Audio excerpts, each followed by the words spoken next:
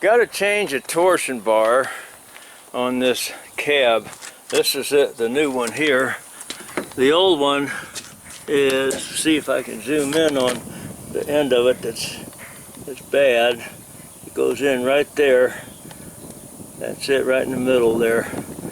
That the bar goes all the way across and to the other side. I'm going to bring this one with me and make sure that the length is right, because I had to order that. It took a week, maybe 2 weeks to get it.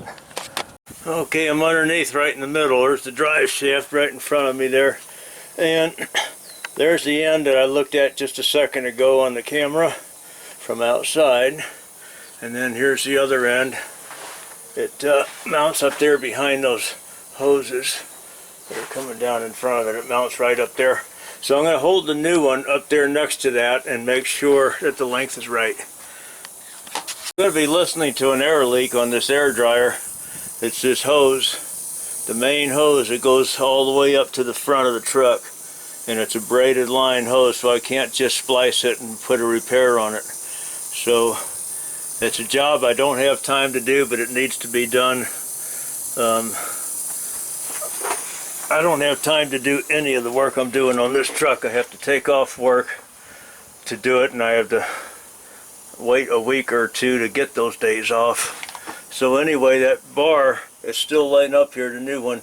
It is the right length. It's perfect length. So I've got to start cleaning some of the gunk off of the nut and bolt up here, and I got a scraper with me. I'm going to get that off of there.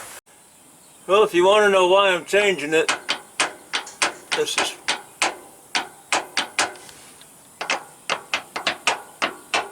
it's got a lot more side play left and right than it does up and down. That's why I'm changing it.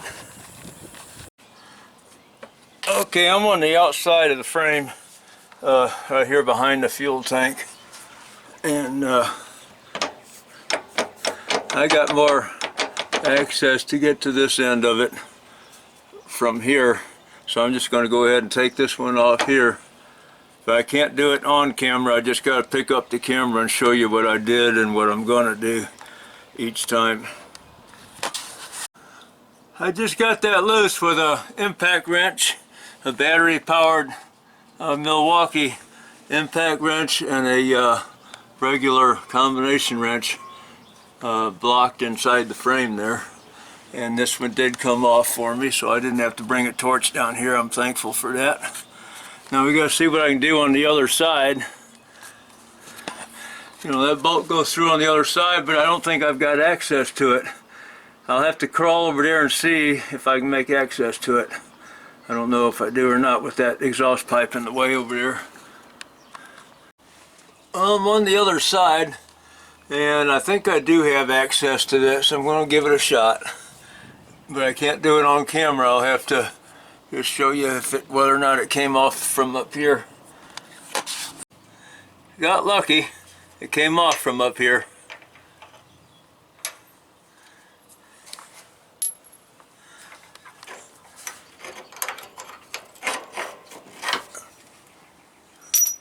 Okay, now all I gotta do is pull that bar down and replace it.